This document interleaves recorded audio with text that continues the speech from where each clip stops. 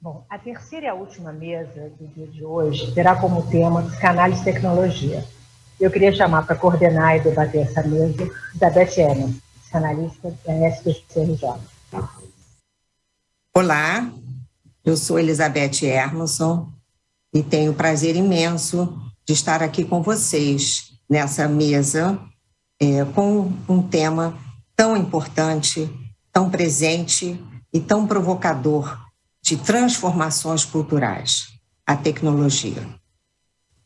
Estamos, de fato, atravessados pela tecnologia em nossos cotidianos de vida, trazendo consequências que exigem reflexão para nossa praxis psicanalíticas, assim como para a própria constituição da subjetividade contemporânea.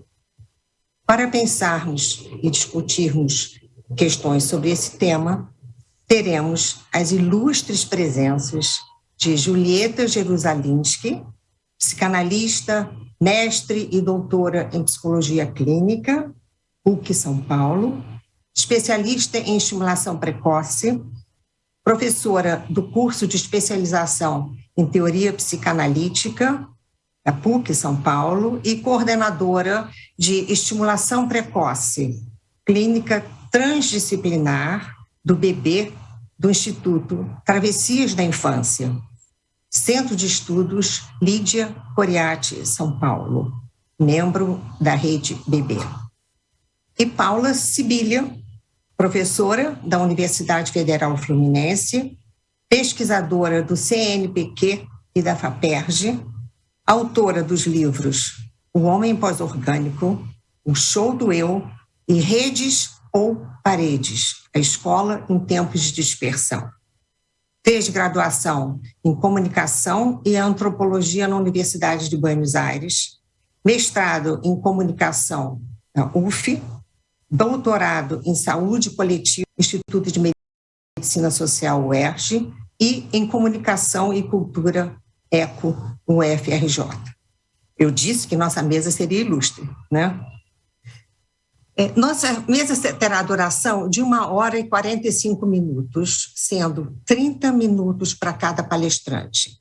Ao final das apresentações dos trabalhos, abriremos, então, para um debate através das perguntas e questões que forem encaminhadas pelo chat, tá?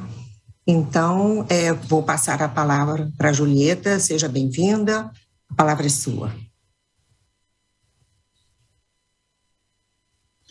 Boa tarde, colegas. É um enorme prazer estar aqui com vocês hoje, num diálogo que segue, porque já em jornada anterior da Sociedade de Psicanálise da cidade do Rio de Janeiro, estive com vocês falando sobre a questão das intoxicações eletrônicas na infância, então me sinto muito honrada de poder seguir essa conversa com vocês, nesses tempos tão paradigmáticos que a gente vive, no sentido de termos que considerar o que nos une enquanto sociedade e qual é o rumo do nosso pacto civilizatório. Por isso me parece acertadíssimo o nome dessa jornada de trabalho, dentro da qual esse trabalho se insere. Trouxe algumas lâminas para compartilhar com vocês, para ajudar um pouquinho a atravessar esses duros quadradinhos, para que a palavra possa circular e para que a gente possa fazer desse um momento de troca, de conversa e de interlocução coletiva.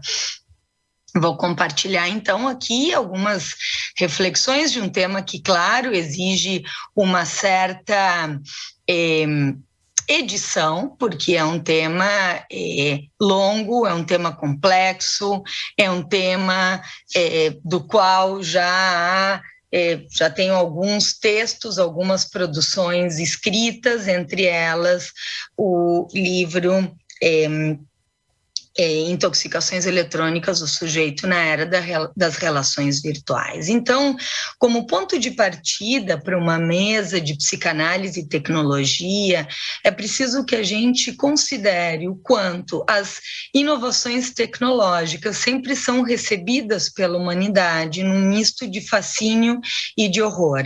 De fascínio porque elas vêm com a promessa de que elas vão resolver essas inovações, problemas que temos, ao mesmo tempo de horror, porque elas produzem uma transformação dos nossos modos de viver, nos levando em direções incalculáveis.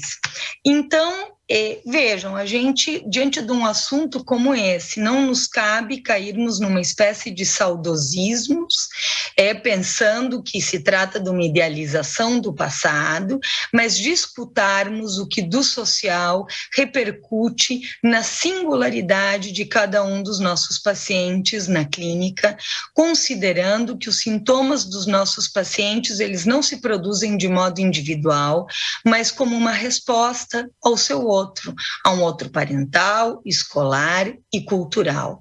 Desse modo, cada época tem os seus ideais, mas também no seu avesso leva colado a produção de certos sintomas.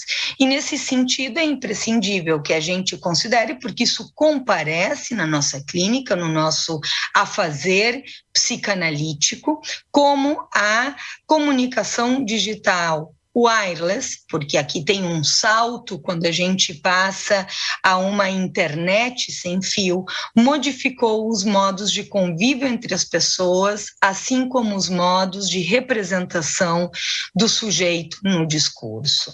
Particularmente nesse momento, nós nos encontramos entre uma condição de um real da pandemia, e esse real da pandemia, ele comporta um enorme risco para o nosso corpo. Então, o nosso corpo ele está atingido radicalmente pela iminência do risco da doença e da morte, e ao mesmo tempo que a gente padece desse risco do nosso corpo, a gente convive com uma potência da virtualidade.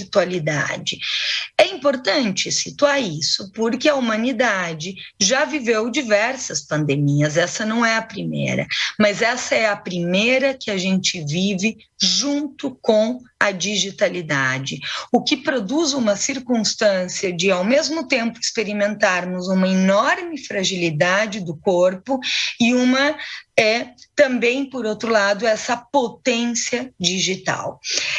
Nesse sentido, isso também teve uma consequência nos modos de nos encontrarmos, como, por exemplo, esse, no qual a territorialidade não faz limite, como fez outrora, e permite que a gente se reúna por interesses. Vejam só a potência que isso leva junto, mas, ao mesmo tempo, essa enorme potência poderia nos dar a ilusão de que segue tudo igual, só que virtual. E isso não é verdade. Ainda que ao longo desse tempo de pandemia tenhamos avançado no tratamento com os pacientes, nos servindo da digitalidade, justamente porque cabe a um psicanalista poder sustentar o marco de trabalho que torna possível a sustentação do sujeito do desejo, e, portanto, é isso que arma o nosso marco de trabalho, muito mais do que uma rigidez do setting. Nós nos preocupamos com um rigor daquilo que permite para um paciente avançar na lógica do seu desejo, e, portanto, nós avançamos não deixando os nossos pacientes sozinhos do lado de lá, numa situação tão desorganizadora como foi essa da pandemia.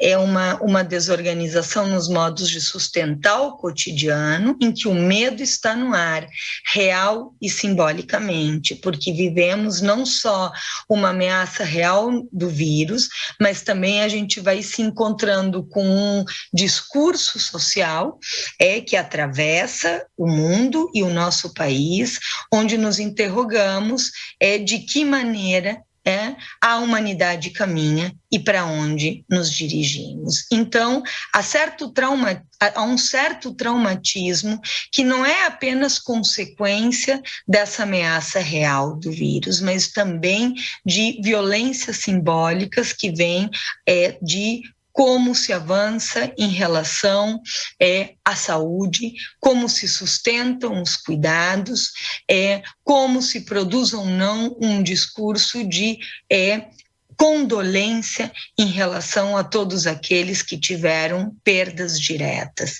E, de fato, isso faz com que nós tenhamos um profundo pesar, nós nos sentimos, de certa maneira, sobreviventes, ou seja, testemunhamos uma enorme tragédia da humanidade, na qual o trabalho clínico ele tem sido bastante denso, porque nos encontramos com pacientes que têm sofrido um desnorteamento do referencial simbólico, ou seja, acerca de quais são os referenciais desde os quais se amarram e se sustenta a lógica da sua vida. Para sustentar o presente, a gente precisa imaginarizar um futuro. E a imaginarização do futuro, ela sempre tem a ver com certos referenciais que compartilhamos, que nesse momento estão radicalmente postos à prova. Por isso que nós nos encontramos durante essa pandemia com uma espécie de efeito catalisador da lógica digital. Se em outro momento em que nós já conversamos eu trazia essa questão, a que totem ficamos referidos, o totem, justamente, é aquilo que situa para um sujeito o seu lugar numa linhagem, dentro de uma filiação em que as gerações não são equivalentes. O totem regula as trocas sexuais e também produz um efeito de identificação, ou seja, produz um referencial desde o qual o sujeito se unariza e pode tomar o seu lugar na palavra. Bem, a gente já de um tempo para cá, com o advento da digitalidade e do acesso aos modos de comunicação wireless, nós mudamos de paradigma acerca do que é o nosso totem. Se você perguntar isso para os mais jovens, certamente eles vão dizer que totem é isso que está aqui, esses totens publicitários cheios de tomadas, onde as pessoas se plugam para não ficarem offline. Então, nós vivemos plugados a uma onisciência do Dr. Google, com seus dados sempre onipresentes e onipotentes, recarregáveis, que tantas vezes pulverizam a memória do sujeito e o seu alinhavo simbólico em um amontoado de imagens enquanto se navega à deriva. Essa é uma consequência que a gente tem colhido na nossa clínica.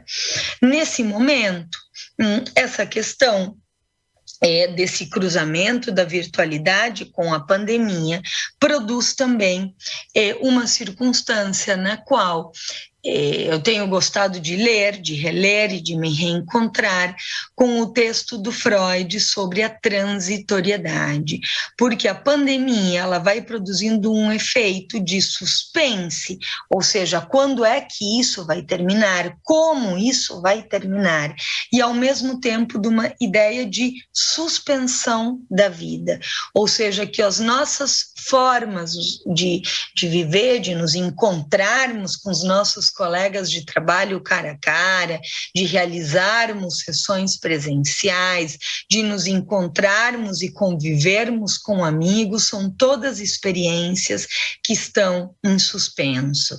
E isso não atinge igualmente o sujeito dependendo da idade em que ele se encontre, porque certamente um adulto que está estruturado, isso tem muito menos impacto para ele do que em tempos da vida em que isso tem muito mais, o tempo conta muito mais para a transformação. Por exemplo, nesse momento na clínica, eu tenho atendido bebês e pequenas crianças de 2 aninhos e meio, 3, que viveram praticamente toda a sua vida dentro da pandemia.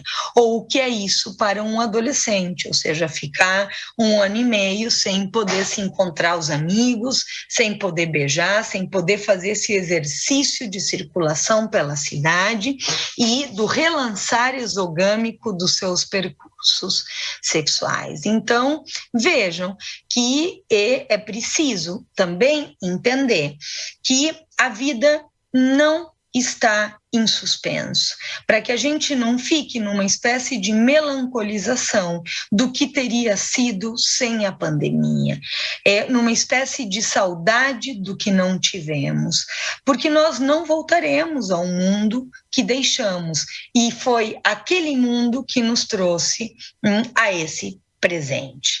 Por isso que se torna tão crucial que nos interroguemos: onde está o sujeito do inconsciente na era digital?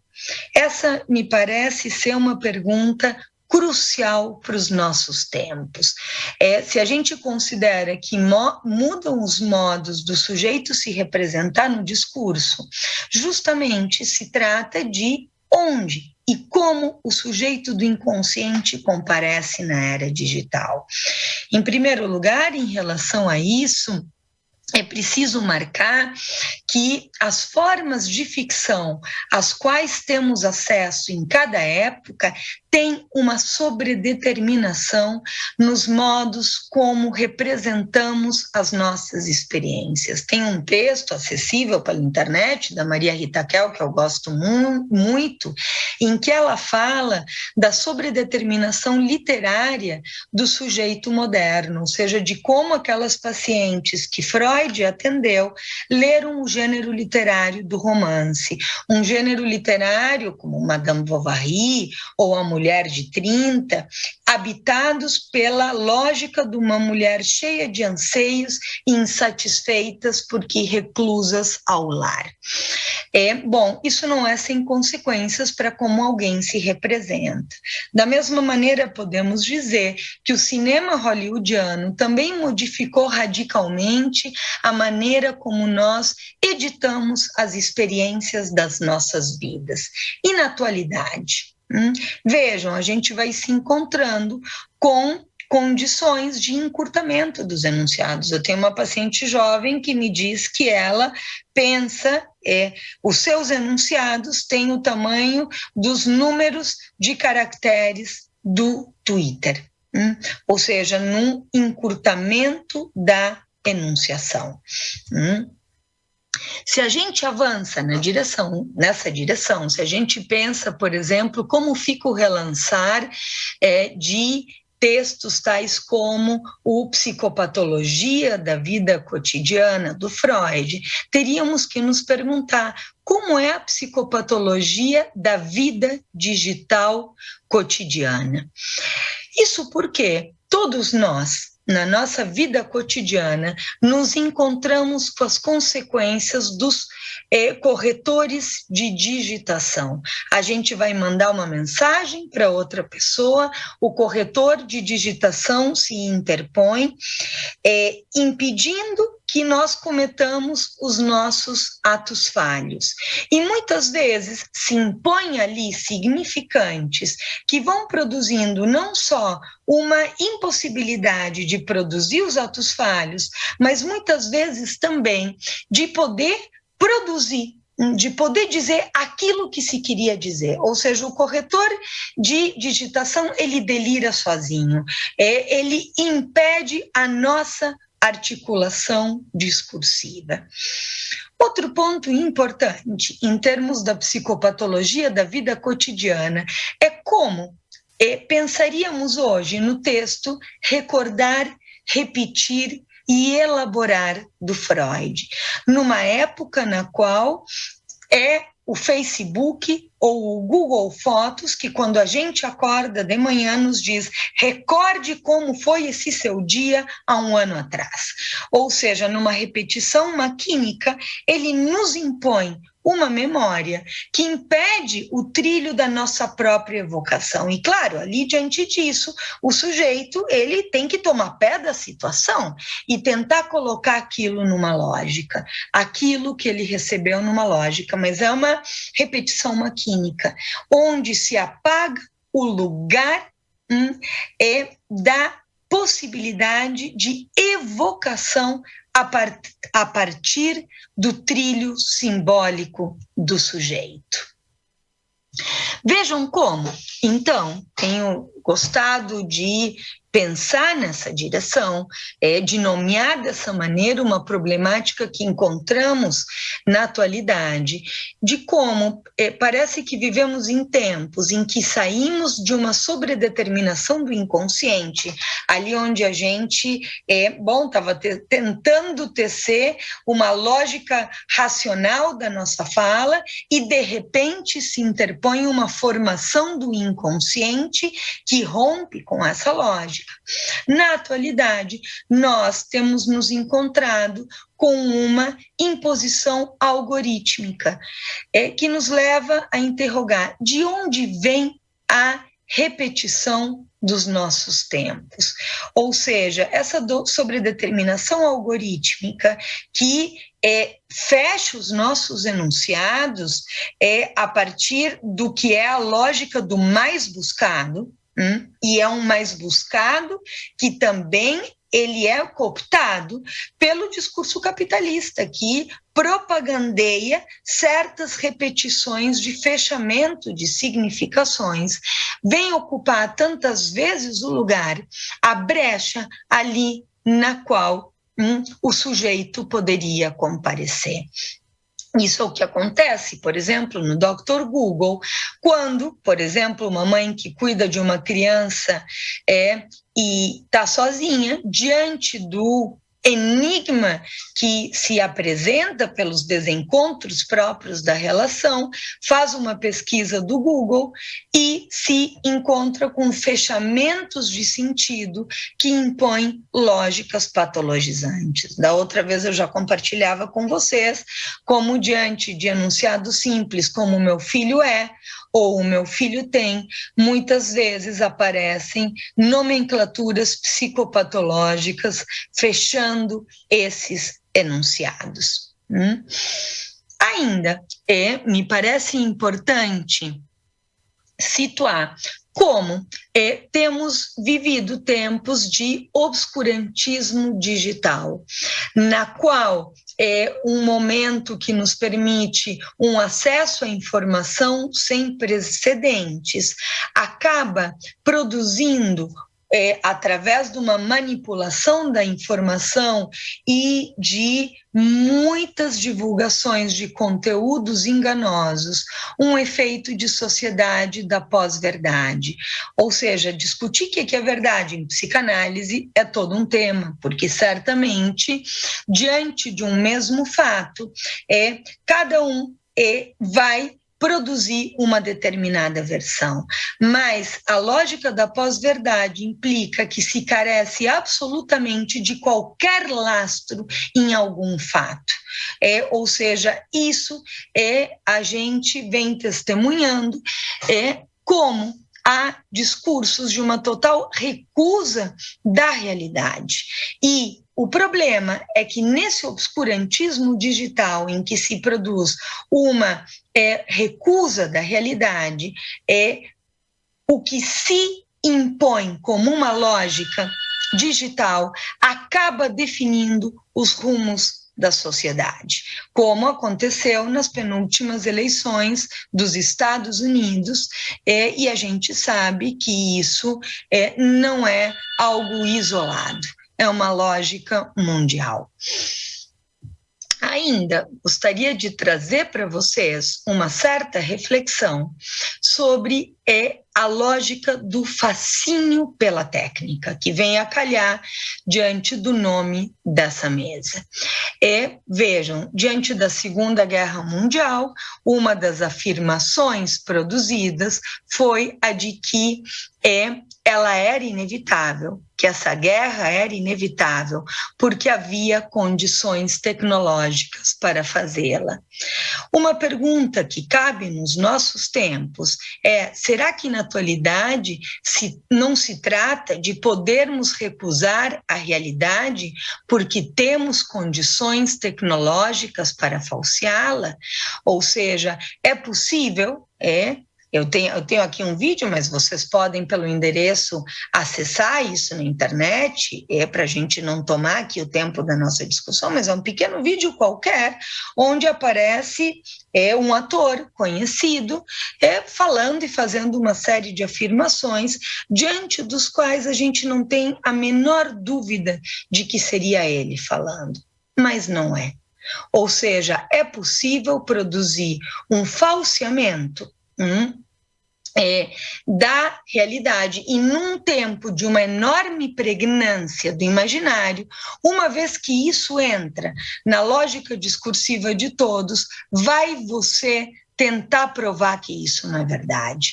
Que é a lógica com a qual o jornalismo tem trabalhado na contemporaneidade, ou seja, produzir justamente a comprovação de que certos materiais são absolutamente enganosos, mas que se impõem tomando conta da lógica coletiva. Então, a gente vai se encontrando com essa condição de uma verdadeira saturação escópica, na qual, justamente, a gente vai tendo uma enxurrada digital que toma conta dos nossos perceptos e que vem tornando cada vez mais difícil que a gente produza esse caminho da evocação, esse caminho do sonho, esse caminho da rememoração, que é fundamental para a nossa elaboração psíquica. O sujeito, tantas vezes, ele é carregado junto com essa enxurrada digital. Tal como, vejam, Han nos fala em Sociedade do Cansaço, ou dos fenômenos de formação das redes sociais e dos haters, que ele nos fala ainda depois no livro No Enxame. Queria, para poder fechar essa nossa exposição inicial, que depois vai ser seguida pela fala da colega e pela interlocução posterior, chamar a atenção de vocês sobre alguns documentários que me parecem interessantes. Há um documentário do Herzog chamado Lo and Behold, sobre o início da internet, que nos chama a atenção para como, assim como durante uma época toda a mecanização das fábricas trouxe a esperança de que os humanos fossem liberados de trabalhos pesados e de que, portanto, os humanos pudéssemos nos dedicar a tarefas menos árduas. E que, no entanto, isso não é o que aparece. A gente vai se encontrando com que também isso deu lugar a uma enorme massa de manobra, ou seja, de uma população excedente sem trabalho. Na atualidade, nós nos encontramos com a realidade da automação, ou seja, para além da automação, nós nos encontramos com a lógica da inteligência artificial, que vai para além da automação. Nesse momento, por exemplo, a tecnologia para que os carros, eles e não precisem de motoristas. A pergunta é: o que vai acontecer com essas pessoas? Isso nos leva a uma direção bastante importante acerca do nosso pacto civilizatório. Que espécie é a nossa? É uma espécie que, em nome da eficácia e do fascínio pela técnica, parece disposta a substituir a ela mesma. Ou seja, tanto pela automação quanto pela inteligência artificial, a gente pode novamente produzir uma enorme massa de pessoas sem trabalho, em que se destitui o valor simbólico do trabalho. Eu estava aqui hoje preparando isso e recebi ainda, não vi, do Porta dos Fundos, um vídeo, quero ver, que se chamava assim, Treinando para Ser Robô. Vejam só como o humor é uma grande saída da humanidade para a gente justamente abrir, produzir um furo na lógica discursiva que tem se imposto desde o social. Um outro documentário muito interessante que eu vi há algum tempo foi um documentário chamado Go. Go é um jogo coreano, cujas regras são bastante simples, mas isso faz com que, então, a execução do jogo seja muito complexa, muito mais complexa do que o xadrez.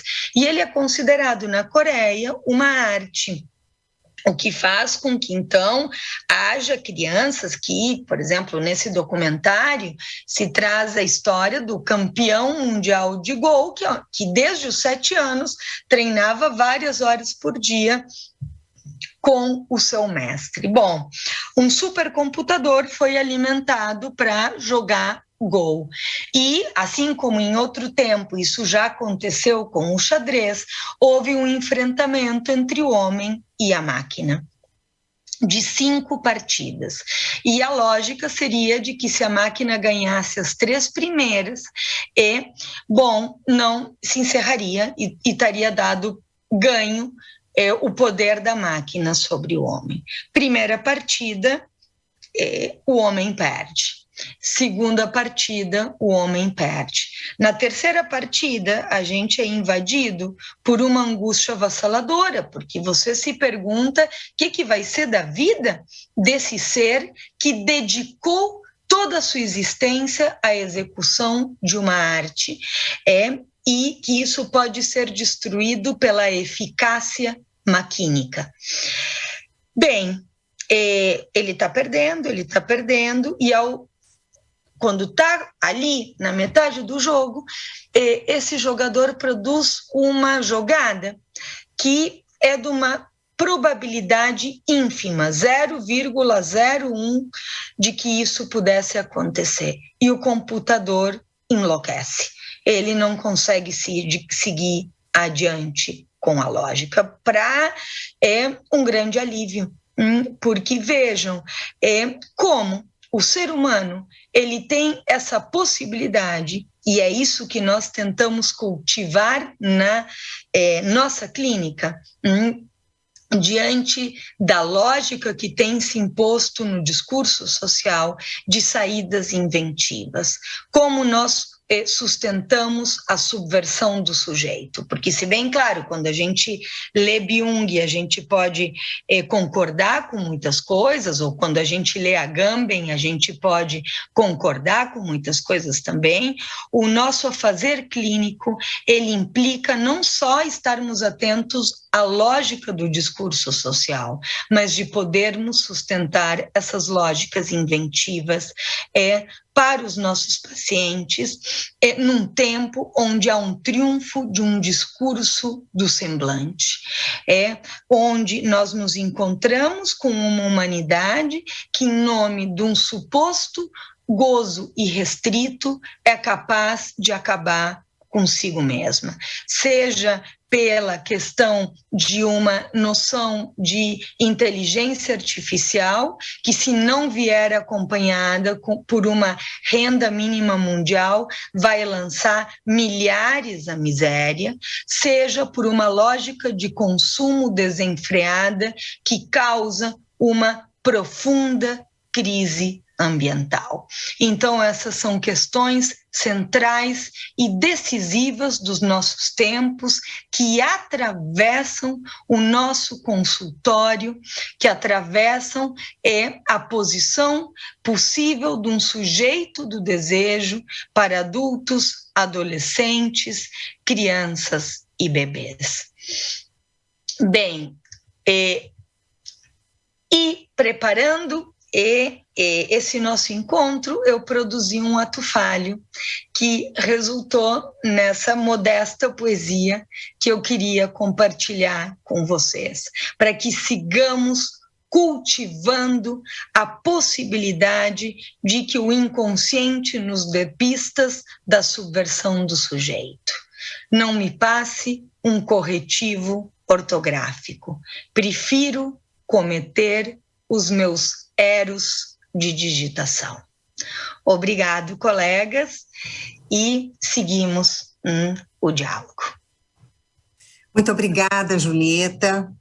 Obrigada por essas palavras, tanta informação, que eu acho que merecia uma jornada só para esse tema, né? De tantas questões exatamente impactantes, né? Que sabemos que a tecnologia nos traz, né?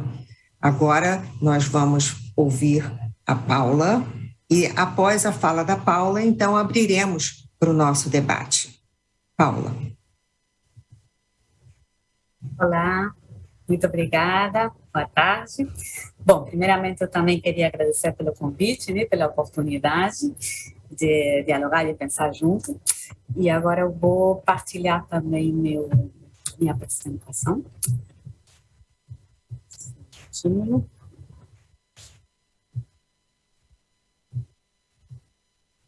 Então, é isso. Tá certinho? Todo mundo vendo? Então, eu vou me concentrar neste fenômeno, que eu chamo a nossa compatibilidade com as tecnologias digitais, e mais do que com os aparelhos, sobretudo com os modos de vida que elas supõem, propõem e estimulam, né? A ideia é convocar alguns desafios à psicanálise, entre outros campos, né? Neste quadro, né? E para isso vou partir desta premissa, que é uma premissa antropológica e genealógica, essa que está escrita lá em cima, né? A ideia que os corpos e as subjetividades não são imutáveis, eternos, estáveis, a espécie humana sempre igual a si mesma, mas os corpos e as subjetividades se adaptam a seu contexto cultural, né? Histórico e cultural. Então, nos tornamos compatíveis com certas tecnologias, no sentido amplo e no sentido limitado, para aparelhinhos e artefatos culturais de todo tipo, que são todos eles históricos. Mas não é apenas, de novo, só com os artefatos, mas sobretudo com os modos de vida que estão implícitos nessa aparelhagem. Esses modos de vida são históricos. Então, aí vem essa parte das imagens, que está ilustrando uma transição, é uma hipótese, né, que venho trabalhando há muito tempo, que a hipótese, e muitos autores estão também trabalhando nesse mesmo sentido, de uma transição histórica de um regime, de um modo de vida moderno, aquele que teve seu auge numa sociedade irradiada pelas metrópoles europeias no século XIX e boa parte do XX, sobretudo, por um momento de apogeu, né? Ocidentalizando, modernizando e colonizando a boa parte do resto do planeta, né? Esse momento moderno de corpos e subjetividades compatíveis com as tecnologias analógicas, sobretudo a de escrita e leitura, em papel impresso, né? Estaríamos transitando para um outro momento histórico, ilustrado por essas imagens muito mais próximas do nosso cotidiano, né? Que seria a digitalização do mundo e da vida. E, bom, como situamos aí a psicanálise? Bom, o próprio Sigmund Freud, que está aqui, viveu entre 1856 e 1979, ou seja, justamente nesse momento de auge da sociedade moderna. Então, tanto ele, a pessoa de Freud, como a sua obra, da qual vou destacar muito rapidamente essa, Mal-Estar na Civilização, esse ensaio de 1930, mas toda a sua obra escrita e também o dispositivo clínico, a psicanálise, podemos dizer que é uma tecnologia também moderna, né? Simplesmente porque foi criada, concebida nessa época, né? Nesse regime moderno no qual éramos compatíveis com as tecnologias analógicas e que estamos abandonando ao nos digitalizarmos, né? Então, estaríamos passando de uma mecanização da vida, né? Essa sociedade industrial que mecanizou metaforicamente, mas também realmente, né? Mecanizou os corpos e os modos de vida cronometrados, né? a uma sociedade crescentemente digitalizada, né? É o que estamos tentando entender aqui. Essas imagens ilustram isso, né? Uma sociedade que se pensou a si mesma como modelo da máquina analógica para outra que crescentemente é compatível e adota os ritmos da digitalização. São máquinas, nos dois casos, poderíamos pensar na continuidade, né, de uma máquina para outra, mas o que estamos aqui sublinhando nessa perspectiva é a diferença, né, para tentar entender o que mudou, né, e por que mudamos, quais são os sentidos dessas mudanças e os desafios que nos apresentam.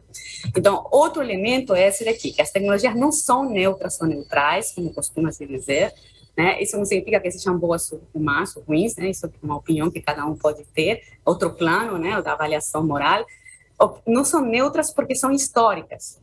Isso significa que elas carregam valores e crenças próprias de sua época, do seu contexto cultural. Por isso que não são neutras, né? Elas supõem, propõem, estimulam que vamos usá-las de certas maneiras, e esses modos de usá-las são modos de viver, né? Nos compatibilizamos com elas, as usamos de determinada maneira e vivemos, portanto, dessa maneira, e não de outras.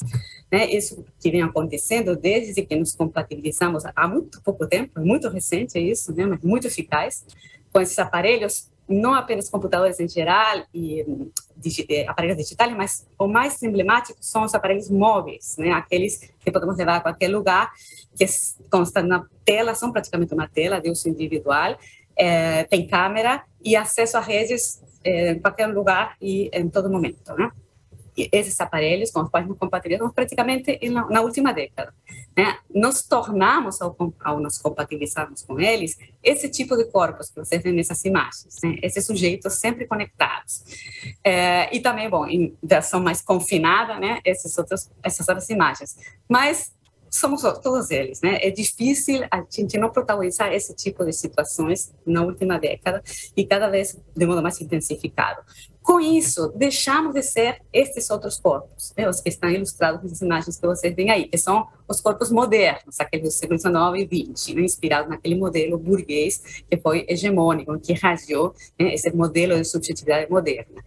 Pensem aí em disposições psicofísicas, disposições corporais, usos do tempo e do espaço, né, maneira de se relacionar com o entorno, com o ambiente, consigo e com os outros, né, tudo isso foi se perdendo, entre outros motivos, porque fomos perdendo também nossa compatibilidade com esse arsenal técnico, o arsenal analógico, né, sobretudo, como eu falei, o de escrita e leitura, essas tecnologias escolares, né, livro, caneta, papel, biblioteca, etc. Fomos perdendo essa habilidade, né, que foi trabalhosamente incorporada aos corpos modernos, né? Pensando na escola como uma grande instituição moderna. Então, fomos perdendo essa compatibilidade e isso aqui resume o que acabei de falar, né? São os corpos e a subjetividade compatíveis com certas tecnologias, que são históricas, sempre são, e, sobretudo, com esses modos de vida, né? Que elas supõem, propõem, estimulam, e destacando dois eixos, poderíamos destacar muitos outros, mas esses acho que são fundamentais. Usos do tempo e do espaço, modo de relacionar conosco, com os outros, com o mundo. A ideia é pensar como as tecnologias analógicas supunham certos usos do tempo e do espaço e as digitais supõem outros. E também modo de relacionar conosco, com os outros e com o mundo. Quase nada, né? São dois eixos muito importantes do que significa viver. Então, quando pensamos nas mídias, né, que é o campo de trabalho, as mídias digitais, como WhatsApp, Twitter, Facebook, Zoom, poderíamos pensar, né, o YouTube, etc., a gente se compatibilizou com esse tipo de aparelhos no momento de crise das outras mídias, que foram importantíssimas na era moderna. Jornais e revistas impressas, rádio, cinema, televisão, suporte analógico. Todas essas mídias já em crise, tentando se adaptar, né, se reformular, mas a ideia é que não é apenas muda a ferramenta para fazer a mesma coisa, né? A ideia é que se trata de ferramentas muito diferentes porque trazem propostas de vida diferentes. Pensemos no exemplo da aula analógica e da aula digital, né? Que todo mundo teve algum tipo de experiência com isso, sobretudo no último ano e meio. A gente poderia dizer que a aula analógica presencial e a aula digital, né, na tela, é mais ou menos a mesma coisa em outro suporte tecnológico, né? É uma perspectiva possível, mas o que estou destacando é como isso é diferente, como isso trata uma experiência tão diferente, né? O fato de ir na escola, naquele prédio que estava lá e que todo mundo tem que se deslocar para chegar lá, ficar durante uma hora numa aula, depois 5 minutos de recreio, passava para outra aula, se encontrava nos corredores com outras pessoas, tinha experiências paralelas nos corredores e tudo mais. Nada disso acontece na aula digital, né, que acontece, cada um está na sua casa, né, termina e começa na hora certa, pode ser visto sincronicamente, né? O caso das conferências, das palestras é comparável, né? E a gente está exatamente agora vivendo isso, né? A gente se compatibilizou com estes dispositivos em pouquíssimo tempo, né? E deixamos as conferências analógicas, suspendemos as conferências analógicas radicalmente e passamos a viver exclusivamente estas outras experiências, né? Porque a pandemia, né, violentou essa passagem, né, radical ao mundo online que já estava acontecendo. A gente poderia fazer várias outras pares de comparações semelhantes, né, mas a gente não tem tempo para isso, mas só para que vocês possam evocar, né, como uma carta e uma mensagem de WhatsApp, uma carta como sendo uma tecnologia analógica e mensagem de WhatsApp, tecnologia digital, para fazer mais ou menos a mesma coisa, que é se comunicar com alguém que não está presente. Uma o faz com toda uma série de rituais, usos do tempo e espaço, implica relações consigo, com os outros, com o mundo, de um modo analógica, né? E a outra é muito mais imediata, né? Requer outros rituais, enfim, implica outros modos de viver. Ou seja, não é apenas uma diferença de suporte técnico para fazer a mesma coisa. Essa coisa é feita de modo muito diferente, pelos suportes serem diferentes e por sermos outros sujeitos, compatíveis com estas outras tecnologias e com os modos de vida que elas supõem, propõem e estimulam. O mesmo tipo de comparação poderíamos fazer entre os diários íntimos, que tiveram também seu áudio no século XIX e boa parte do XX, e as redes sociais, por exemplo, os blogs, que fazem mais ou menos a mesma coisa, só que publicam na internet. Então, a diferença também é gigante, né? Outra comparação possível, os mapas impressos, tangíveis, né? Como mapas turísticos ou das cidades onde a gente mora, mapas de países e tal. E, por outro lado, o GPS ou o Google Maps, enfim, esses mapas que implicam outra vivência do território, né? Outra relação com o mundo. Então, é isso, basicamente, a apresentação, né? De onde parto.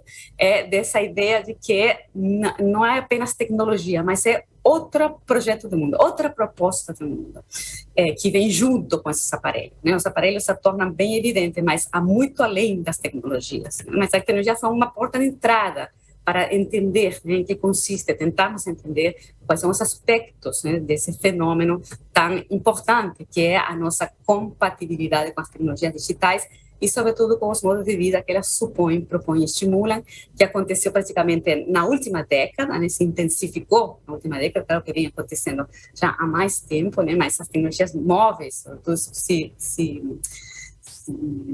popularizaram, né, de forma muito contundente praticamente no século XXI. E foi isso que permitiu que, durante a pandemia, continuássemos funcionando, né? Porque a gente já tinha se compatibilizado, tínhamos equipado nossas casas e tudo mais. Então, aí vemos que, ao nos compatibilizarmos com essas novas ferramentas digitais, a gente tem a capacidade de, por meio das redes, fazer interferência nas paredes e desativar as paredes, né? A gente pode estar entre paredes, como cada um de nós, nas suas casas e tal, ou então na escola, quando a gente estava todo mundo junto na escola, e ao mesmo tempo estar em outros lugares, né? Então, outro uso do tempo e espaço, atravessando as paredes sem ter que derrubá-las. Então, todas essas paredes, muito importantes nas instituições modernas, estão sendo questionadas e desativadas pelo crescente uso das redes e, sobretudo, por nossa compatibilidade com esses modos de viver, né, que supõem as redes ilimitadas. Isso eu trabalhei nesse livro meu, Redes ou Paredes, a Escola em Tempos de Expressão, focando sobretudo no caso da escola, né? Tentando pensar a crise da escola a partir desta perspectiva, uma tensão entre duas lógicas muito diferentes, a lógica das paredes moderna, né, da escola, e de outras instituições igualmente modernas, como a prisão, a fábrica, etc., todas elas articuladas em função de paredes, né, como Michel Foucault nomeou instituições de confinamento, né, da sociedade disciplinar, sociedade moderna, pautadas com um uso no tempo e espaço muito rígido, né, muito elaborado e muito consensual. Já as redes vêm colocando tudo isso, a crise de tudo isso em evidência, ao atravessar com muita eficácia todas essas paredes e não desafiar todos os limites. Também hospital, biblioteca, museu, todas essas instituições já estavam sendo desafiadas, né, pela nossa crescente compatibilidade com a proposta do mundo digital, compatível com a lógica das redes e cada vez menos compatível com a lógica das paredes, desses limites, né, tão claros que as paredes modernas costumavam colocar.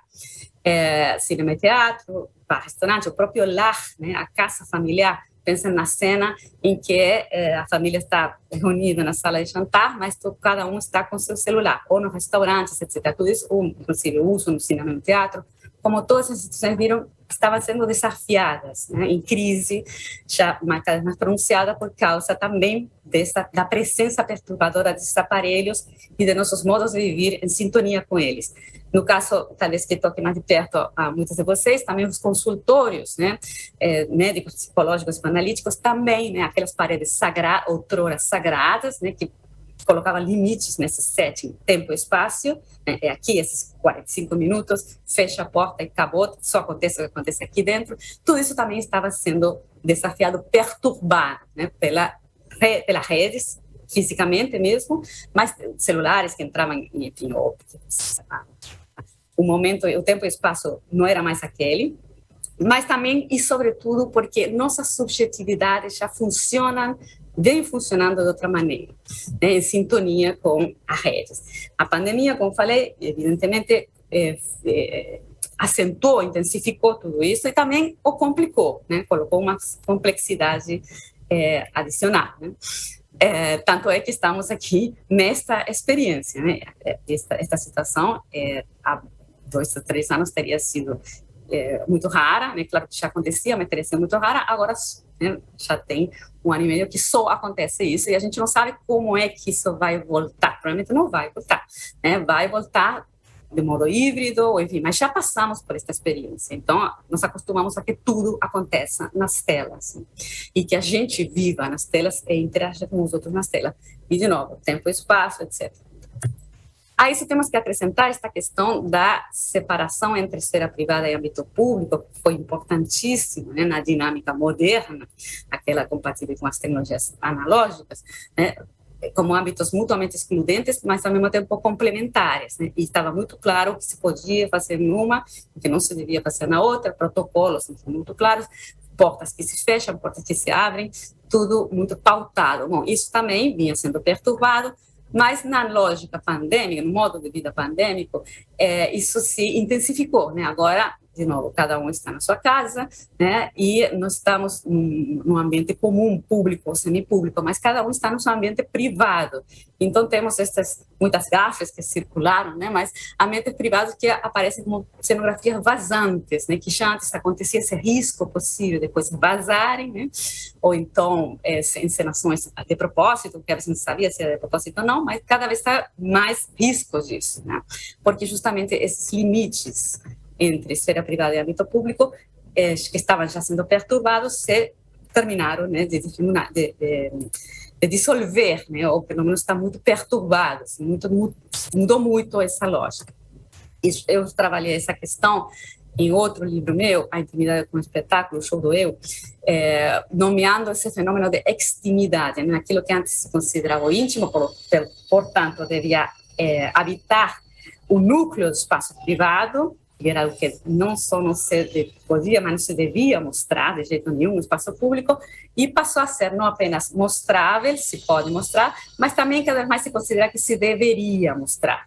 Esse fenômeno, evidentemente, também foi se intensificando na última década, sobretudo, e a gente passou a viver desse modo, né? A vida cotidiana sendo convocada para performar e se realizar em cena, né, na visibilidade. Redes sociais são paradigmáticas nesse sentido, né, mas não apenas. Então, outros modos de viver. Evidentemente, isso não acontecia na era moderna, né? As paredes estavam ali para oprimir, mas também para proteger, né, e limitavam enormemente o leque de possibilidades, né? Já na rede, isso está muito mais aberto, está muito mais aberto, estamos muito mais vulneráveis, expostos também, em vários sentidos. Então, no caso de Freud e o dispositivo psicanalítico, toda a obra dele e o dispositivo psicanalítico, não se viu defrontado com estes desafios na época, né? Claro que a psicanálise como um corpo vivo, né, foi também se ajornando, né, se atualizando. Mas se a gente pensar como foi concebida, né, a psicanálise foi concebida naquele outro contexto, naquele outro planeta, né, naquele outro mundo, no qual a esfera privada e o âmbito público estavam muito separados, e tudo isso provocava uma série de problemas, né, neuroses e tal. Enfim, a rede atravessando as paredes, de uma maneira, faz um curto-circuito naquela lógica, né? Transforma essa lógica, essa dinâmica, de modo que ainda precisamos pensá-las. Né? Mas, por exemplo, os memes, né, que estão presentes no nosso cotidiano. Aqui tem um meme que ilustra isso. Em vida real, a gente pode colocar a vida moderna. Né? Na vida moderna, as grades, assim, as paredes, separavam, né, muito claramente o âmbito público e não se devia. Claro que havia transgressões o tempo todo, mas se considerava que era algo ilegal e imoral, pervertido. Não se devia passar esses limites, né? Limites muito claros. Paredes e pudores, né? Também todos esses valores e crenças que agora estão desativados em boa medida ou colocados em questão. Porque a gente pode, né, não só pode, mas sempre somos estimulados a ficar em contato permanente, e não só expor a própria vida, mas olhar a vida dos outros. Né? Tem esse nome, né, stalkear, não é espionar, mas enfim. E aí a mídia tem essa pedagogia, né? Qual é o limite entre o saudável e a obsessão, até que ponto eu posso ficar olhando o outro, até que ponto isso está errado, está certo. Então, tem todas essas dúvidas, né? Porque é um modo de vida novo, é muito diferente daquele que a gente estava acostumado até pouco tempo atrás. Então, em muito pouco tempo mudou muito, e não foram apenas as tecnologias, mas as tecnologias são um indício, né? São mudanças que vêm de mais longe, que vêm se consumando, né?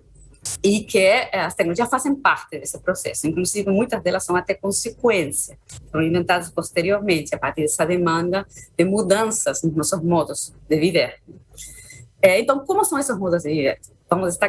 Costumo destacar, em primeiro lugar, duas características, visíveis e conectados. Aprendemos, em pouquíssimo tempo, a viver desse modo inédito na história da humanidade. Nenhuma outra cultura, nem os modernos, nem nenhuma outra cultura viveu desse modo, em todo momento, em qualquer lugar. Né? Isso é crescendo, cada vez mais em mais lugares, cada vez mais em mais momentos. Vai se ampliando, né? O que se considera mostrável. E isso a gente vê com as redes avançando e atravessando cada vez mais paredes, né? Muito rapidamente. Outro elemento que poderíamos juntar ali é a dispersão, né? Visíveis, conectados e dispersos. Ao que me refiro com isso? Mas está no subtítulo desse livro meu, Redes ou Paredes, a escola em tempos de dispersão. Poderíamos usar outra palavra, talvez multitarefa, multitask, essas habilidades, né, que temos desenvolvido de fazer várias coisas ao mesmo tempo. As telas nos facilitam isso, né? Porque agora vocês, por exemplo, estão me vendo, provavelmente, mas também estão em outras telas, ou na mesma tela estão acontecendo outras coisas. Né? A gente está se acostumando a fazer isso, desenvolvendo essas habilidades, né? Que é todo o contrário daquela concentração que a escola procurava inculcar. Né? Por exemplo, a escola era uma máquina, entre outras coisas, de produzir certas características nas subjetividades, né? Que eram importantes para esse regime moderno, né? Esse projeto do mundo moderno. Entre elas, introspecção, concentração, disciplina, obediência a hierarquias, etc. E tal. Respeitar os horários, tudo mais, né? Agora, pelo que vimos aqui muito rapidamente, né, a sociedade contemporânea estimula outras características, né, para que a gente tenha, né, conexão, visibilidade, que a gente aprenda a viver desses modos, né, e a capacidade de multitarefa. A gente vê que não são apenas diferentes as características que a escola e as instituições modernas procuravam desenvolver nos sujeitos, mas são opostas, né, muito diferentes. Daí que sai a hipótese principal desse livro meu, né? Que a escola é uma tecnologia de época, como todas as tecnologias, um dispositivo de época, no caso era moderna, cultura ocidental, que, portanto, foi pensada para ser compatível com as subjetividades dos corpos modernos, da sociedade industrial, e que talvez tenha se tornado crescentemente incompatível com as subjetividades e com os corpos contemporâneos, né? Aí, daí uma das aplicações da crise da escola, que é bem de longe, né? Então, esse seria um exemplo, né, dessa transformação que estou evocando aqui, né, dos modos de vida históricos, que vêm associados à transformação tecnológica, mas que vai muito além dela. Mas, voltando para esse quadro, né, o da nossa compatibilidade com as tecnologias digitais, que sobretudo com os modos de vida que elas supõem, propõem, estimulam, temos imagens como estas, né? que provavelmente vários de nós nos identificamos com elas. Que significa que as redes não têm limite de horário nem de lugar, né? A gente pode estar na cama e estar conectado com o trabalho, tá? Porque justamente não há diferença entre dia e noite, como havia na sociedade moderna, não há diferença entre lugar de trabalho e lugar de descanso, entre férias e não férias, final de semana e dia de trabalho, né? Não há limites. O horizonte das redes é ilimitado. Quando a sociedade moderna é uma máquina de colocar limites, né? Então, visíveis, conectados, dispersos e exaustos, porque a falta de limites se torna também um problema. De novo, com a pandemia, isso se intensificou, né? Com home office e tudo mais. Os grupos de trabalho do WhatsApp, por exemplo, que é uma reunião 24/7, né? E que acontece na mesma tela em que acontecem todas as outras coisas, né? Nesse sentido, há um autor que eu recomendo para pensar mais sobre essas questões, que é Jonathan Crary, seu livro justamente intitulado 24/7, 24 horas, 7 dias por semana, chamado Capitalismo Tardio e os Fins do Sono. Né? Esse tempo que a gente supostamente perde dormindo e não está consumindo e trabalhando. E que cada vez é menor, né? Porque justamente o estímulo nos leva a praticamente não dormir cada vez pior e menos. Esse viver em modo Wi-Fi, né? Que já como a internet e o celular funcionam sem pausa, ao nos tornarmos compatíveis com eles, nós também funcionamos sem pausa. Né? Esse é o ideal digitalizado, diferente do ideal mecanizado moderno. Esse meme, que já é velho, né, ilustra essa questão quando a gente separava ainda entre lugar de trabalho e lugar de lazer em casa. Né? Assim, doido, cansado de estar olhando para a tela ruim, doido por voltar para casa e olhar para a tela boa. Bom, agora é a mesma tela, que é boa e ruim ao mesmo tempo, né? Mas é a mesma tela, na qual fazemos tudo, né? Daí o cansaço, exausto. Assim. Mas isso faz parte da nossa compatibilidade com as tecnologias digitais. Não se trata de um uso bom ou mau. O uso das tecnologias digitais implica isso, porque justamente não tem limites e nos fazem funcionar sem limites. Né, ao nos compatibilizarmos com elas. Aí surgem esses sintomas, né, o que se chama vício em redes sociais, que disparou na pandemia. E aí a própria mídia também vem com a sua pedagogia. Né, 5 jeitos de recuperar o controle e se desintoxicar. Não funciona, evidentemente. Né? Mas já antes da pandemia, por exemplo, essa capa dessa revista, 2019, Smartphone, um novo cigarro, né? Essa ideia de que a gente não pode se desgrudar, né? E aí vem todos os conselhos, livros, matérias jornalísticas, né? Para a gente se desintoxicar. Mas, de novo, não é uma falha na tecnologia, é a proposta deste modo de vida que vem junto com essas tecnologias, né? Essa é a hipótese. E se trata de uma transformação que tem implícitas essas mudanças nos modos de viver. Né? Aqui tem um esqueminha que resume isso, várias questões que apresentei agora muito rapidamente, né? Mas podemos nos concentrar nessa questão do Estado como sendo a mega instituição organizadora da era moderna, que interpela os cidadãos com a lei, né? E o você deve, que é justamente o lema da lei. Né? O cidadão moderno tinha direitos, mas, sobretudo, tinha deveres. Né? Depois de fazer os deveres, se fez os deveres, pode ter seus direitos. Já na sociedade contemporânea, não é tanto o Estado, mas é o mercado, que está, a lógica do mercado que articula a nossa sociedade, né? Que é a mega instituição organizadora. E os lemas são outros, que nos interpelam como consumidores. Não é tanto esse você deve, que vai perdendo eficácia, mas eu, como diz a publicidade, você pode. E, portanto, eu quero e eu mereço. Não porque fiz os deveres, mereço porque sou eu e porque eu quero. Então, são outras crenças e valores que vão muito além das tecnologias. Bom, como eu tenho muito pouco tempo, volto aqui a Freud, né? Falei que ia citar uma frase do Mal-Estar na Civilização, que é meio sintomática, representativa desse texto, esse ensaio tão importante, né? Diz: o preço que pagamos por nosso avanço em termos de civilização é uma perda de felicidade pela intensificação do sentimento de culpa. Né? A culpa é fundamental também neste quadro, né, da sociedade moderna. Se você deve, não é apenas porque a lei diz, né, é porque também está internalizado, e eu sei que está certo. Então, moral e lei tendem a confluir nesse quadro moderno. Não é o que está acontecendo agora, né, com esse esfacelamento dessa dinâmica. Eu trabalhei um pouquinho isso para quem quiser aprofundar no congresso da FEPAL do ano passado, num texto chamado O Mal-Estar do Ilimitado. Em vez do mal-estar ser calçado pelo limite, e que leva a reprimir, né, e a interpretar a culpa e a norma, o mal-estar agora é causado, em boa medida, pela falta de limites, né, que parece o problema oposto, né? Aqui é outro meme que ilustra isso, né? A gente vai juntando um monte de bibliografia para ler depois, né? E como isso, um monte de séries, um monte de coisas que a gente quer fazer e não tem tempo para fazer. E é ilimitado, não tem limite. Então, isso é o que, se antes éramos sujeitos confinados, marcados pelos limites, né, das instituições modernas, cada vez mais somos sujeitos endividados, mas não dívida apenas de dinheiro mesmo, cartão de crédito e tudo mais, pagando em 1000 vezes parcelado e tal, mas também endividados pelo monte de coisas que a gente gostaria de fazer, quer fazer, se nos diz que nós podemos fazer e merecemos fazer e não conseguimos fazer.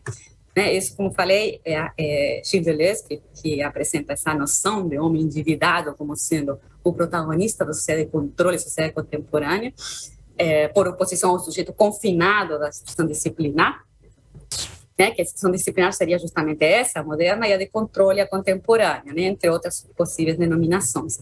Mas aqui não vou ter muito tempo para me deter nisso, mas o que interessa é que Foucault, no ano 75, né, ele morreu nos anos 80, mas no ano 75, numa entrevista, ele disse assim, está mudando, a sociedade disciplinar está mudando, sobretudo depois de 68, né, esse momento mítico de transformação da nossa sociedade, anos 60 e 70. Diz assim, encontramos agora um novo investimento que não tem mais a forma de controle e repressão, mas de controle e estimulação. É isso que eu queria destacar, porque agora, se antes o motivo de sofrimento bem característico da era moderna eram esses limites morais muito rígidos, morais e legais, que levavam à autocensura, ao autocontrole, à repressão. Agora temos este outro quadro, essa promessa de gostos e limites, e ao mesmo tempo a incapacidade de nos autolimitarmos, que leva ao sofrimento também. Então há um estímulo, por um lado, de tudo querer, e ao mesmo tempo essa frustração de nem tudo poder, porque continuamos sendo pavorosamente humanos, né, com nossos limites. Um exemplo aqui para terminar é esses dispositivos aceleradores, né, como por exemplo o acelerador de áudio do WhatsApp para a gente ouvir mais rápido e poder fazer outras coisas, ou então speed watching para ver séries e filmes ou aulas, palestras mais rápido, né, acelerando. São recursos que a nossa sociedade nos dá, né, para justamente nos otimizarmos, né, otimizarmos o tempo e estar nesse sonho aí de que vamos então poder fazer mais coisas, multitasking. Quem quiser também aprofundar essas questões, que agora não dá mais tempo, tem um artigo meu com Manuela Arruda Galindo, que saiu publicado agora há pouco, na revista Civitas, que se chama Correndo para Não Perder Nada, Temporalidade Ansiosa e a Frustração do Ilimitado. Então, ali tem mais um pouquinho mais desenvolvido isso que estou apresentando aqui. E vou deixar, além dessa questão que seria o resumo, né, uma recomendação também desse filme, Sem Limites, que também ilustra um pouquinho essa problemática, e a pílula mágica, né, como sendo uma possível solução, provavelmente ilusória. É isso, vou sair daqui para a gente ter a oportunidade de conversar um pouquinho no debate. Obrigada. Muito obrigada, Paula, pelas suas palavras. Muitas articulações possíveis, aliás, das duas falas, excelente.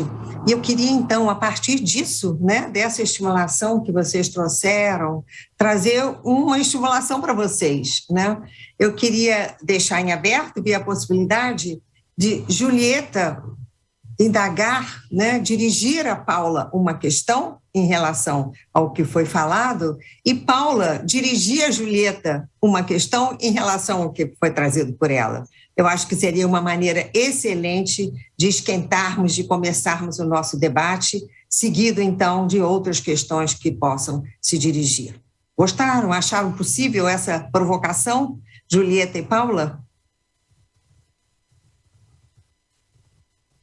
Sim, escutei aqui atentamente a fala da colega, muitas confluências e pontos, de um recolhimento daquilo que tem se produzido na nossa sociedade e que,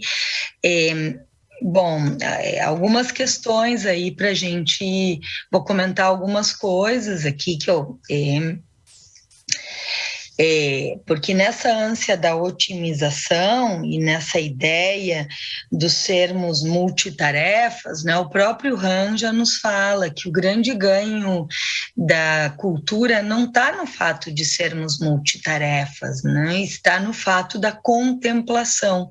E ele cita o Benjamin quando ele diz: o tédio profundo é o pássaro onírico que choca o ovo da experiência, ou seja, de como a gente precisa suspender a compulsividade do fazer para poder elaborar. E a gente vai se encontrando com um sujeito que ele é carregado na enxurrada digital. Então, se bem isso traga outras formas de funcionamento, a gente também vai se encontrando com uma sintomatologia que revela o sofrimento que isso traz. Ou seja, nessa lógica da eficácia, nós vamos radicalizando, me parece, essa é a questão que eu queria te fazer, é um discurso do semblante, ou seja, uma lógica de que o objeto nos complementaria, em vez de que a gente possa justamente considerar aquilo que é falta em nós, e que de invenções e elaborações, porque a gente poderia dizer, bom, que bom derrubar paredes, né? Que bom, a gente poderia ter com tudo isso uma certa ilusão de liberdade, né? Ou, bom que a escola não é mais disciplinar e que agora as crianças podem pesquisar pela internet, mas com que curadoria, ou seja, como não ficar a esmo e perdido sem ter com quem alinhavar a produção de uma experiência. Então, essa é um pouco a provocação, né, Paula, que me interessa poder justamente avançar, né, na lógica de algo que tem a ver com... que interessante, porque nessa sociedade wireless, né, que concordo plenamente, enfim, nosso pensamento é confluente nessa direção, que não basta a internet, né? Há um salto que se produz com toda a digitalidade wireless quando a gente começa a andar com essas coisinhas aqui no bolso. Aí se produz uma enorme transformação wireless, sem fio. E isso também nos recorda algo que o Freud nos dizia, que é o fio do desejo que alinhava passado, presente e futuro. Ou seja, a gente vai vendo muitas vezes um sujeito pulverizado nas demandas, mas não conseguindo construir o seu alinhavo simbólico. Isso já aparece-nos muito pequenininhos, né? Pequenininhos expostos a joguinhos digitais, de correspondências, de números, de formas, mas muitas vezes sem conseguir produzir essa possibilidade do brincar, né? Brincar, conversar, é imprevisível, né? A Elizabeth nos pegou aqui de surpresa com essa questão. Então, bom, digo, alguns pontos que... enfim, são o que a gente vai recolhendo na clínica, que essa hiperconectividade, longe de nos vivificar, nos mortifica, porque nos arrasta na enxurrada e tantas vezes suspende os tempos da nossa elaboração. Enfim, reflexões aí como para seguir pensando junto e considerando os efeitos na subjetividade dessas tecnologias que não são inócuas, que transformam os modos de viver e também os modos de sofrer. Sim. Sim, por isso que é uma espécie de paradoxo, né? É um imprevisto, a gente não pensar que ia se deparar com esse lado B, né, O problema era o limite, né? O problema era que tínhamos esse obstáculo que não deixava a gente ser feliz, né? Agora que não tem obstáculo, o problema é que precisamos de obstáculo, né? Paradoxalmente. Mas claro que isso não significa que então vamos voltar para trás, porque a gente não quer aquilo, isso está claro, né? Não é, primeiro que mesmo se pudéssemos, né? Que não podemos, né? Mas provavelmente não é aquilo, né? Não é, mas também essa perspectiva genealógica, eu acho que serve para isso, né? A gente contrasta o presente com esse passado, mas poderíamos contrastar com outras culturas e, sobretudo, com um futuro, né? Se é que ainda temos essa chance, né? Um futuro a ser inventado, que é uma outra coisa, não são as únicas possibilidades, né? E essa questão da enxurrada digital não é o problema. O que a gente faz com isso, né? Como que a gente faz para pensar, viver, se comunicar com os outros nessas condições, né? Porque as condições são essas, por enquanto são essas. Então, e foi exatamente a pergunta que eu me fiz quando escrevi esse ensaio, Redes ou Paredes, por isso eu coloquei a escola em tempos de dispersão, poderia ser pensar em tempos de dispersão, né? Como a gente faz para pensar em tempos de dispersão? Com essa enxurrada, com essa demanda, com essa saturação, né? Está tudo preenchido e a gente quer mais ainda, né? Quer, entre aspas, né? Porque esse querer estranho, né? Mas complexo, né? E, bom, resposta não tenho, né? Mas, assim, eu dialoguei com alguns autores ao fazer esse livro e vai muito nessa direção que você falou, o fio terra, né? Sem fio, falta um fio terra, mas também um fio com os outros, né? Isso é muito importante também na profissão de vocês, que é a escuta, né? Escutar o outro, que é tão difícil, né? Porque a gente está o tempo todo consumindo, falando, né? E como a gente faz para parar, né? Para parar e, por exemplo, você falou uma palavra que eu acho fundamental, parar para brincar, né? Que é algo que a gente perde a capacidade, a gente perde por adulto, né? Mas assim, até as crianças têm a impressão que também perderam, né? Esse brincar, né? Tempo livre, né? A mera ideia de tempo livre é algo que é isso, né? Então, assim, a gente perde, é muito paradoxal, porque a gente tende a ver o passado como coisas superadas, e em boa medida que foram superadas, e bem superadas, né? Ainda bem que a gente livrou daquilo, etc. Mas, bom, havia tempo livre, havia isso existia, né? Havia interstícios para que as pessoas se entediassem, por exemplo. E do tédio surgiria, então muitas coisas surgiam, por exemplo, brincar sozinho, etc. Então, assim, talvez a pergunta, me parece, ou uma pergunta importante vai por aí, né? Como a gente inventa esse espaço-tempo, né, de conexão com o outro, de conexão também com o pensamento, que o pensamento não é essa coisa solipsista, né, que a era moderna nos convenceu de que era, né? A gente sempre pensa com os outros, né? Mesmo que a gente esteja lendo sozinho um livro, está conversando com o autor, conversando com outros autores, conversando com interlocutores, né? Mas essa ilha que se cria para poder ler também está comprometida hoje em dia, né? Como que a gente lê hoje? Né? Ler na mesma tela, que acontece um monte de coisa, ler atravessado, ler rápido, junto com outros.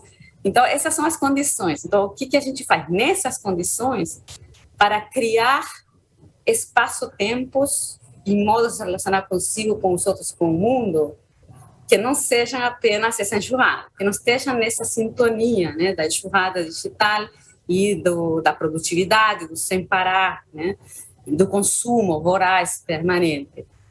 Eu colocaria, acho que a gente tem que perguntar, né, mais que responder. Eu acho que já fazer a pergunta já é, de alguma maneira, tentar construir isso.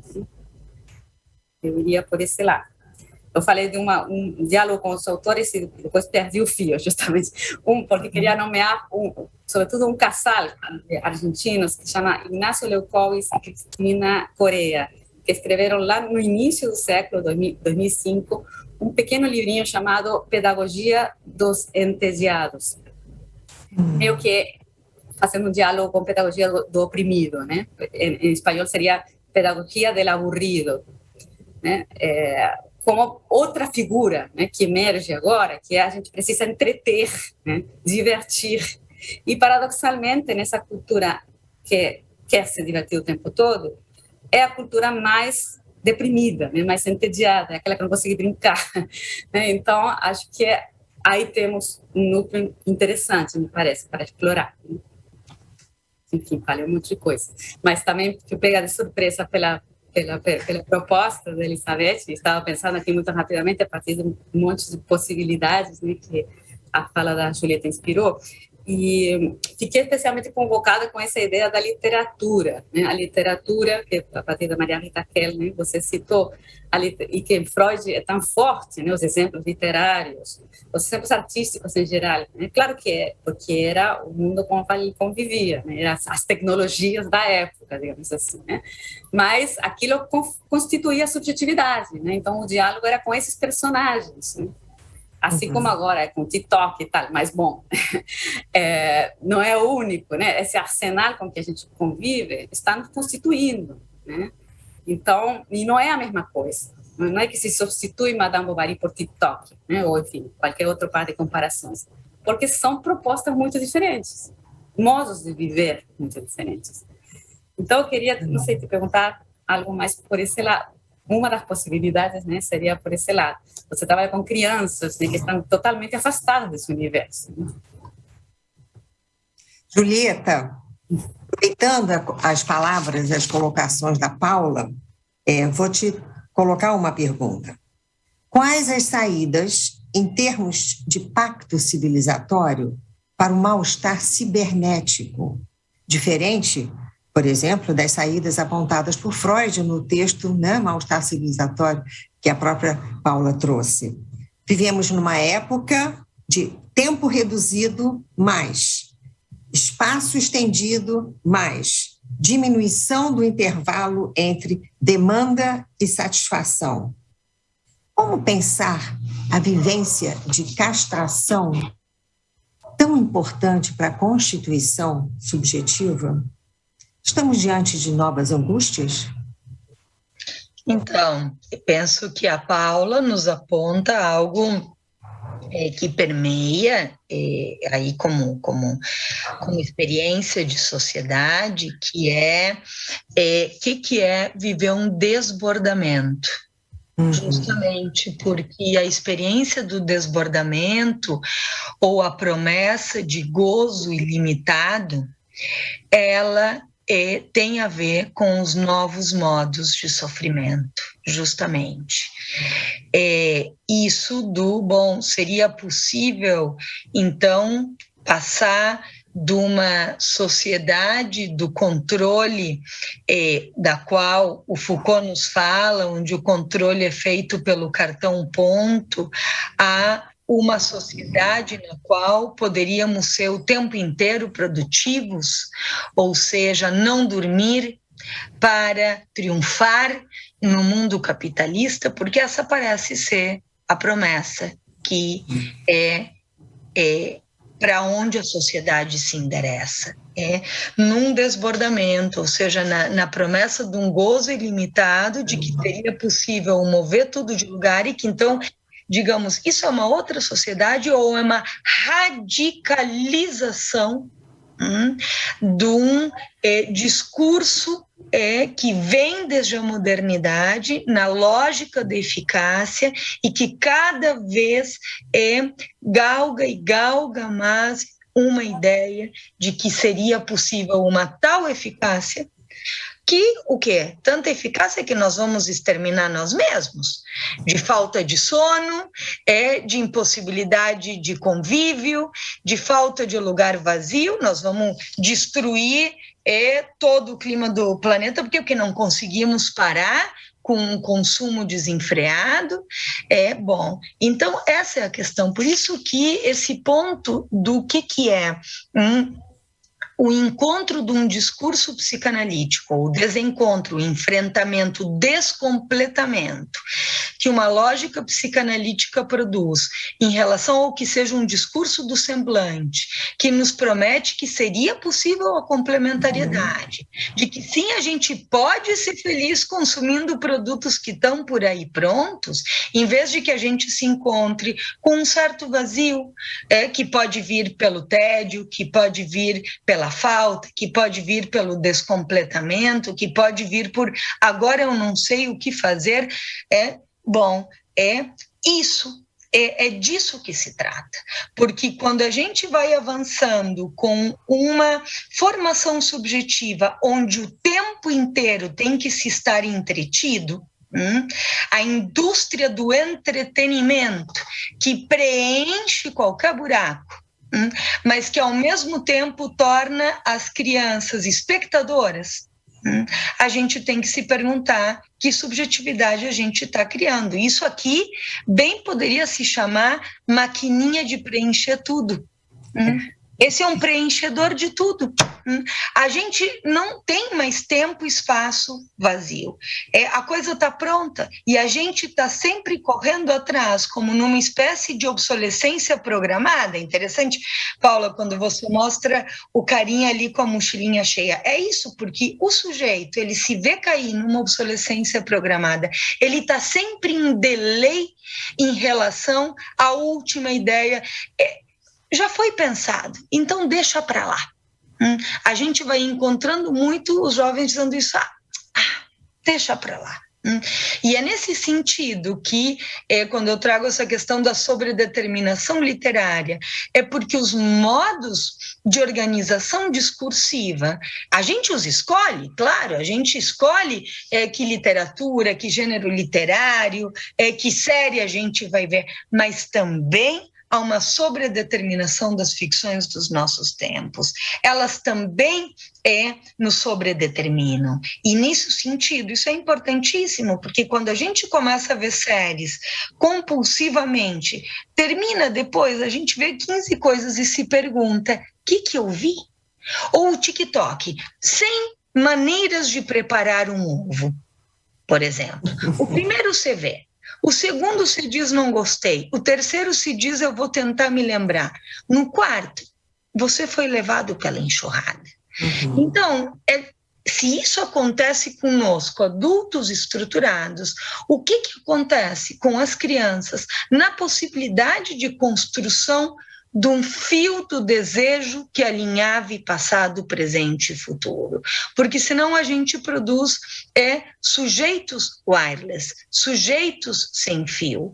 E o quanto isso tem a ver com uma sintomatologia que tem a ver não só com as hiperatividades, mas também que tem a ver com, por exemplo, toda uma compulsividade do ato.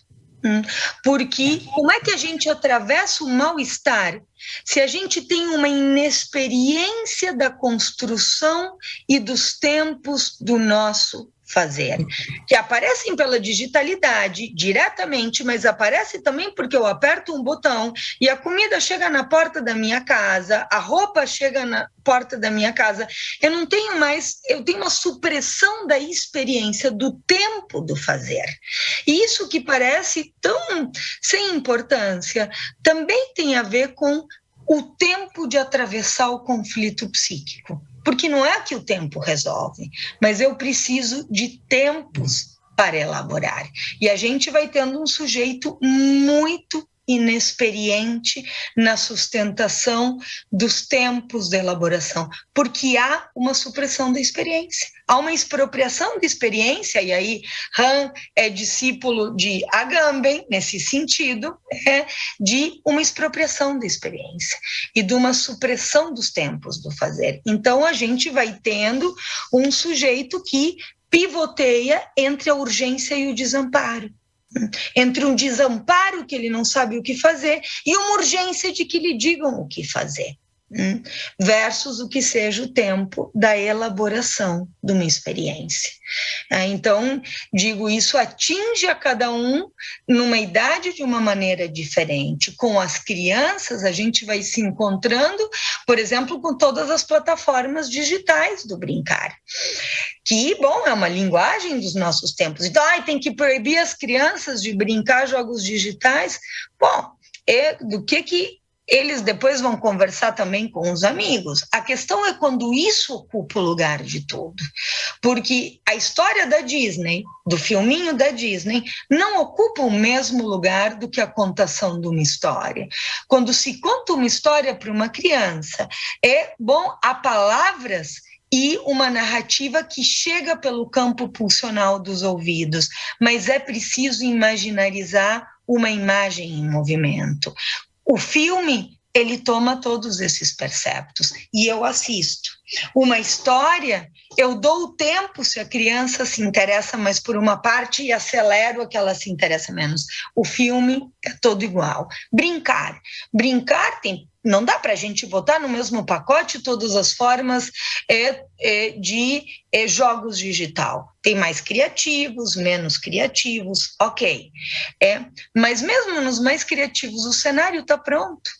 Poupa a criança de um trabalho que é transpor registro, que é como é que eu digo para o outro o que eu imaginei? Como é que o outro imagina a partir do que eu disse?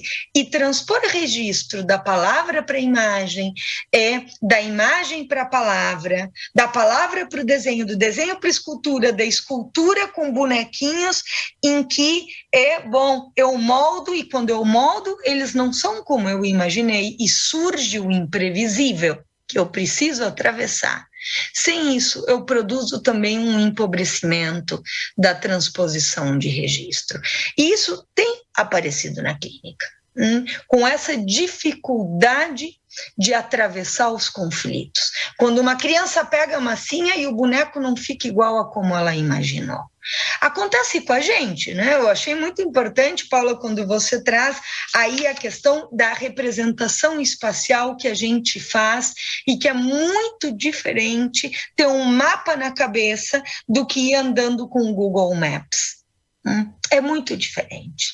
Eu contava um tempo atrás de que mudou de lugar uma instituição onde eu ia dar aula, eu cheguei numa esquina e disse, agora eu não sei se é uma quadra para frente, para a direita ou para a esquerda, já sei, eu vou olhar no Google Maps, só que eu não conseguia porque o sol estava forte e a tela escura, e nesse momento eu fiquei apavorada comigo mesma e disse, mas qual é a margem de erro que tem para isso? O que eu posso errar tanto assim? Andar uma quadra para frente, uma quadra para um lado, que o mundo acabou? Eu não sou terraplanista, eu não acho que o mundo vai acabar ali para frente.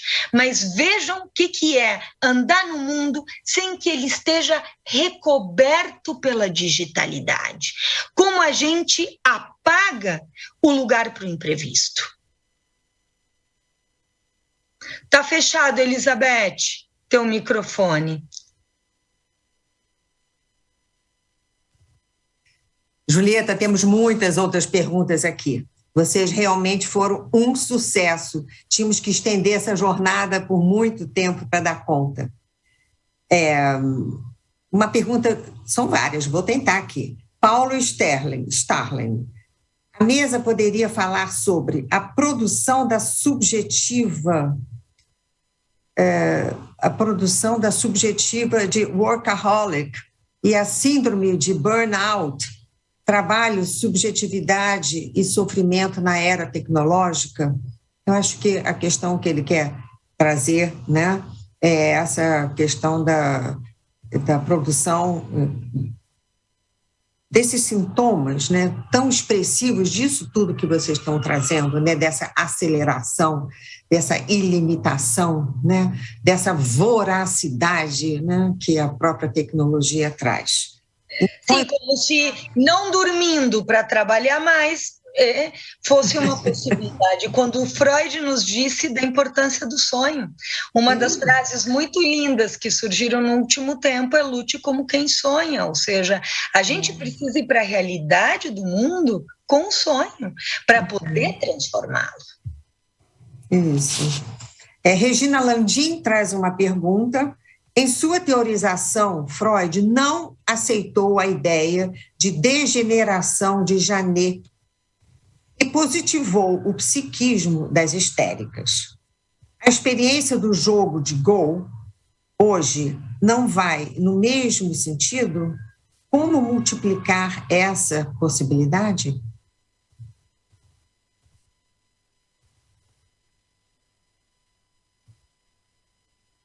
essa questão, ela é longa e eu gostaria que a colega pudesse me colocar mais elementos para ver se é por aí. Porque toda a ideia da degeneração e da degenerescência teria a ver com, que o adoentamento, ele seria intrínseco ao sujeito. E Freud vai nos marcando como, por exemplo, quando ele discute tanto a histeria quanto os caminhos da vida sexual de alguém, que isso não seria algo ao qual o sujeito estaria fadado, mas uma resposta ao mundo no qual ele vive e às experiências que ele vai vivendo durante a infância. O ponto esse da passagem justamente de uma sociedade da máquina para uma sociedade da inteligência artificial é que justamente isso produz um efeito onde o trabalho não tem mais valor simbólico algum. Por exemplo, nisso que eu digo do humor, que é justamente teste para robô, é um ser humano tentando fazer uma entrevista de emprego para tentar se fazer passar por um robô, para poder ter um lugar na sociedade. Então, para onde isso nos leva? É uma pergunta. Então, acho que a pergunta da colega talvez tenha outros elementos, mas é preciso que a gente entenda que nós nos estruturamos na relação com o outro e permeados pelo laço social. E é por isso que nos importa que respostas esse sujeito nos dá. Se a histérica, ela armou com o seu corpo uma objeção à lógica da época, que era a lógica de que a anatomia responderia por tudo. Bom, a gente tem que pensar na atualidade de que maneira faremos objeção às repetições maquínicas que nos impedem da produção dos nossos atos falhos. Isso é decisivo, né? Por isso a questão do lute como quem sonha. Precisamos sonhar, precisamos produzir atos falhos, precisamos recolher isso porque eles não são erros, são invenções necessárias para reintroduzir o sujeito diante desses algoritmos que nos achatam no discurso do semblante. Tem muitas outras questões e perguntas aqui, inclusive várias perguntas em relação à prática psicanalítica, né, à prática clínica e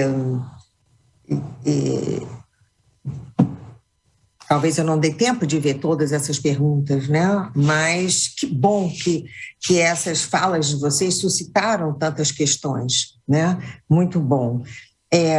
Eu gostaria de colocar uma questão para a gente aqui também, porque já estamos nos aproximando do nosso tempo, né?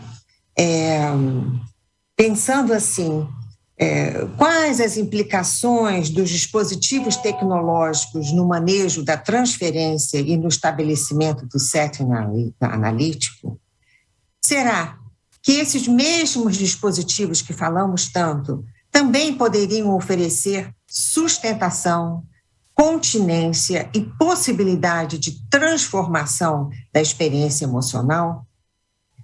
Em que medida a dor do existir teria um contraponto de ganho e alento com as inúmeras chances de ligação que nos oferecem as tecnologias contemporâneas, né? Quer dizer, isso vai num contraponto de uma positividade que esses dispositivos trariam para a prática, né, psicanalítica.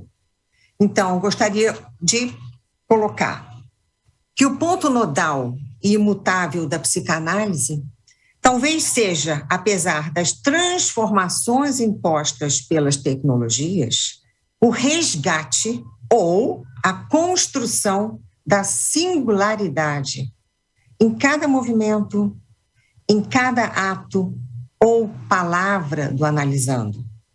O imaginário se transforma, mas a condição de elegermos outro a quem nos dirigimos a quem questionamos sobre os nossos sintomas permanece.